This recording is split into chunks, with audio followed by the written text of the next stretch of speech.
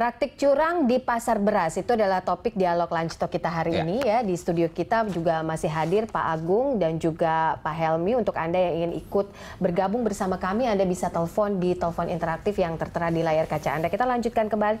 Pak Agung, ini adalah sebenarnya permasalahan tidak cuma ibu rumah tangga sebenarnya, mewakili ibu rumah tangga mungkin ya. Ini adalah sebuah kecurangan yang benar-benar tidak mengenakan. Yang pertama, selisih harganya juga cukup tinggi begitu. Dan kita juga merasa dibohongi oleh praktik kecurangan si perusahaan ini. Ini sanksinya apa sih Pak Agung? Ya, kami bergerak di hukum pidana. Jadi sanksinya sanksi pidana. Di sanksi pidana itu ada hukuman kurungan, hukuman. Ancamannya berapa Pak Agung? 5 tahun. 5 tahun penjara ya? Oke. Jadi tentunya kita akan berproses ini. Sebagaimana mekanisme proses penegakan hukum pidana, tentunya ini baru pada tahap penyidikan, akan ada tahap penuntutan, akan tahap pengadilan, nanti sidang di pengadilan. Tapi mungkin itu seorang polisi yang menyebutkan demikian. Tapi di konteks ini saya paham Pak Agung sendiri dari tim untuk menghilangkan mata rantai kecurangan yang sudah terjadi lama sekali ini. Apa kemudian yang seharusnya menjadi concern dari tim ini, tim yang dibentuk di bawah Pak Setiawasisto kemudian dan kawan-kawan untuk memutus ini sebenarnya agar tidak semakin merugikan? Iya, Satgas Pangan ini ingin melindungi masyarakat, terutama masyarakat menengah, baik itu petani, kemudian pedagang kecil, penggilingan kecil, dan konsumen secara keseluruhan. Jadi ini menjadi concern kita. Kita mempelajari case ini cukup lama, mengidentifikasinya juga dengan beberapa ahli untuk memastikan langkah dan temuan ini sesuatu yang bisa kemudian dikonstruksikan bagi suatu kejahatan. Jadi tentunya dengan concern kami ingin membantu masyarakat kecil, ingin mencari solusi yang terbaik. Sebenarnya kemahalan ini nggak perlu kita harus dibayar. Tentunya kita ingin kegiatan usaha juga baik. Kita juga berharap distribusi pendapatan itu merata. Baik itu ada di petani, ada di pedagangnya, ada di konsumennya. Jadi semuanya kita harapkan merata. Kita harapkan itu merata. Ini sepertinya juga banyak sekali yang telepon ke sini untuk bertanya. Mungkin ini ibu-ibu atau bapak-bapak, kita nggak tahu, kita jawab ini aja. Kalau persoalan perut itu pasti banyak yang akan protes. Ada Pak Hans yang ada di Jakarta. Selamat siang Pak Hans. Selamat siang. Iya. Silakan Pak Hans. Iya, saya mau menanggapi terlebih dahulu sebelum memberikan pertanyaan saya. Saya selaku konsumen Magnus di rumah belakangan kali ini sebenarnya merasa kecewa. Karena ini, kami kan biasa pakai Magnus di rumah untuk kebutuhan sehari-hari ya. Nah, kemarin baru mendengar kabar bahwasannya Magnus terkena kasus karena kualitas beras yang diedarkan tidak sebanding dengan harganya. Nah, sebagai konsumen saya sebenarnya kecewa. Namun ada satu hal yang saya sayangkan.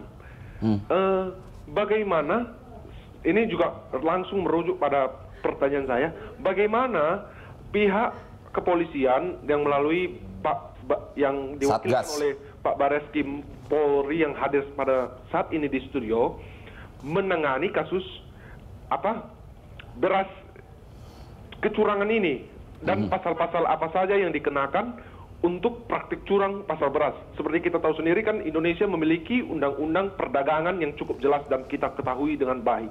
Nah, itu saja. Baik, Pak Hans, terima kasih atas cerita dan juga mungkin ini adalah pengalamannya ya, sama seperti saya juga mungkin salah satu konsumen ya. Nah, ini benar-benar mengganggu Pak Agung. Silakan ditanggapi ini. Ya, Pak Han, kita kepolisian ingin menjamin bahwa masyarakat mendapatkan barang yang semestinya dan sebaik-baiknya dengan harga yang adil bagi seluruhnya. Kita kemudian menelusuri kasus ini, kenapa kemudian baru sekarang, mungkin pertanyaan Pak Han seperti itu. Ini adalah proses, tidak bisa satu proses diburu-buru, tapi prosesnya akan berpijak pada fakta. Fakta inilah yang kemudian kita akan jadikan dasar, apakah kemudian ini suatu yang pelanggar atau tidak. Kemudian terkait dengan tadi penerapan pasal, betul, Pasal 141 Undang-Undang Pangan itu mengatur bagaimana produk itu harus dikemas sesuai dengan kemasan yang diatur. Kemudian juga terkait dengan pasal 8 Undang-Undang Perlindungan Konsumen itu mengatur bahwa kemasan itu harus sesuai dengan apa isinya. Oke. Kami juga menerapkan pasal 382 bis KUHP terkait dengan perbuatan curang untuk memperluas usaha yang mencurangi konkurren-konkurren yang lain. Tentunya inilah yang kita harapkan bahwa langkah ini bisa kemudian mencegah ke depan masyarakat menjadi lebih banyak yang merugi. Pak Agung, pertanyaannya adalah beras yang sudah terlanjur tersebar ini bagaimana? Apakah nanti ikut ditarik juga atau dibiarkan saja begitu Pak Agung? Kita tentunya semua tindakan berdasarkan hukum, jadi kami akan melihat nanti putusan pengadilan kalau itu terkait dengan yang sudah di luar ataupun hal yang lain.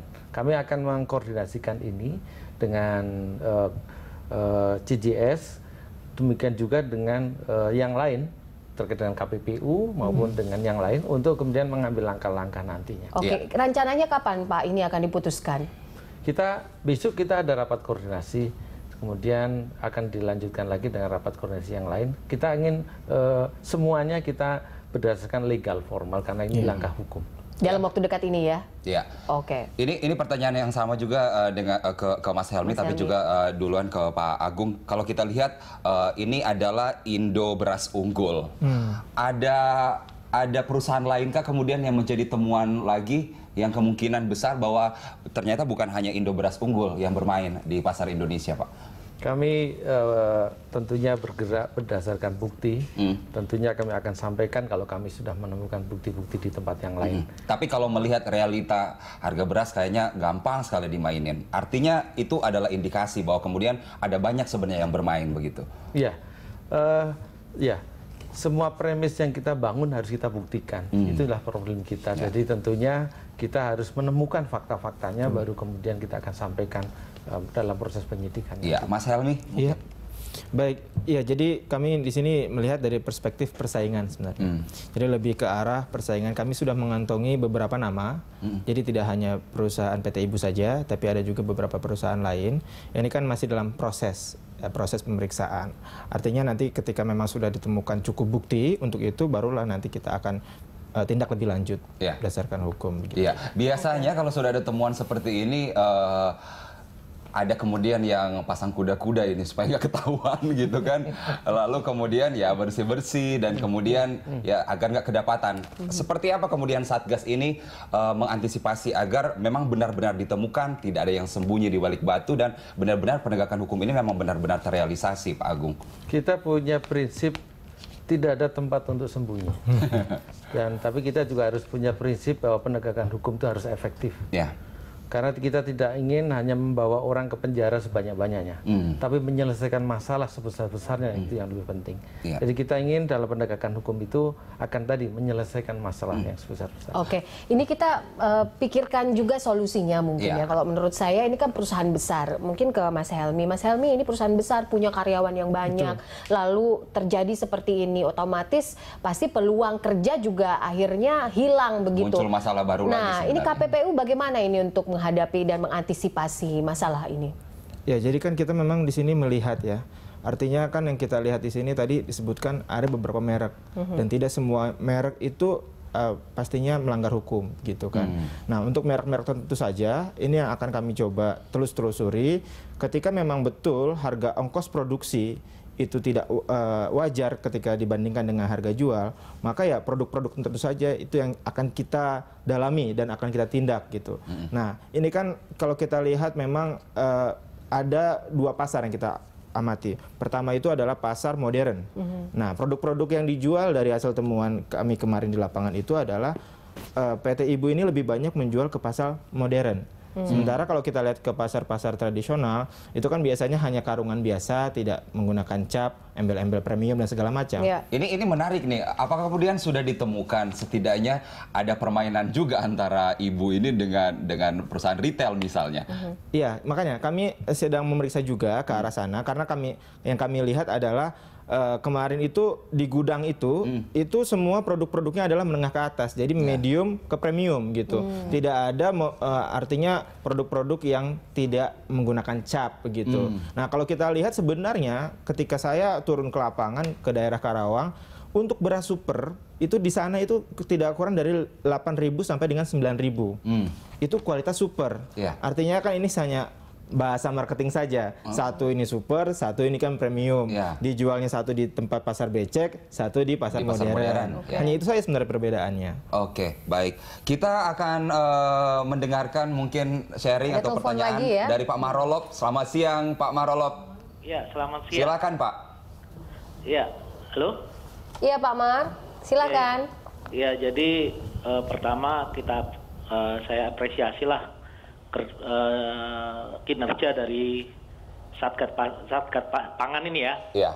Artinya kemarin kan dibentuk dalam rangka puasa dan Lebaran ya. Tapi ternyata tetap dilanjutkan. Ya, memang ini kan mafia ini kan terjadi sudah lama ya. Lama ada monopoli dari satu grup perusahaan dari mulai hulu sampai hilir, ya kan?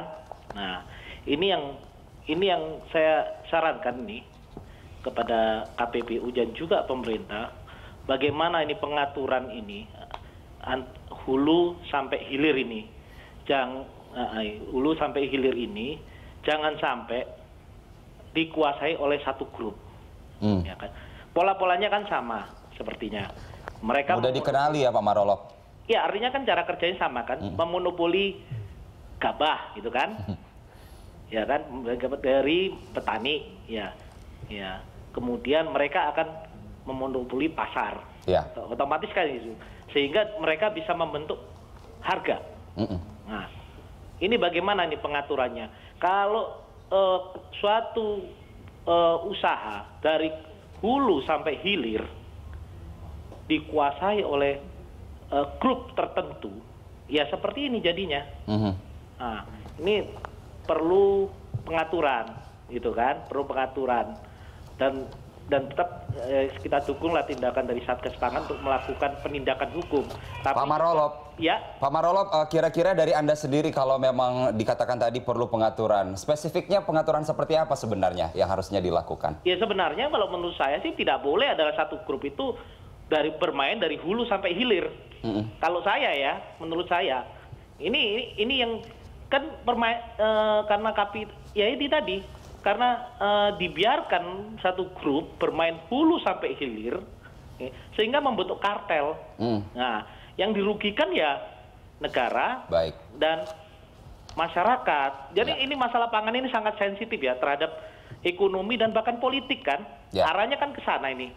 Arahnya ke sana itu. Ini sangat penting ya bagi pemerintah juga. Ini ngomong ada dari KPPU ini juga. Bagaimana ini pengaturan bisnis dari hulu sampai hilir? Kalau itu dibiarkan satu grup yang sama gitu, ya ini yang jadi persoalan gitu loh. Akan bisa terulang kembali di. Iya, baik Pak Marolop, kita sudah menangkap maksud Anda. Terima kasih atas masukannya. Nanti akan dijawab oleh Mas Helmi dan juga Pak Agung, tapi usai jeda pemirsa tetap bersama kami.